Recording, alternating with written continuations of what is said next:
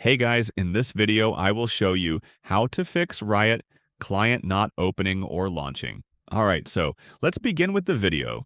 This fix will help you get back into Valorant or League of Legends if the client isn't starting. First, you want to close everything related to Riot Client, Valorant, League of Legends, or Riot Vanguard. Go to Search Bar and open Task Manager. Once opened, look for anything named Riot Client or Vanguard. Right-click on each and select End Task.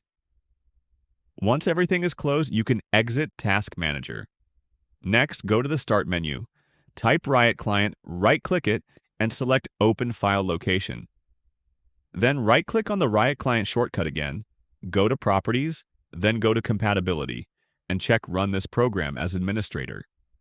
Then click Apply and OK, and try launching the client again.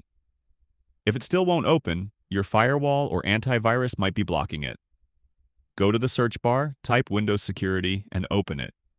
Navigate to Virus and Threat Protection, then under Virus and Threat Protection Settings, click Manage Settings. Here, scroll down to Exclusions, select Add or Remove Exclusions, and then go ahead click Add an Exclusion. First, choose File, then navigate to C drive. Here, go to Riot Games, then go to Riot Client.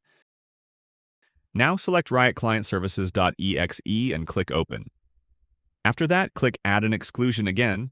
This time choose Folder, and select the Riot Client folder in the same path.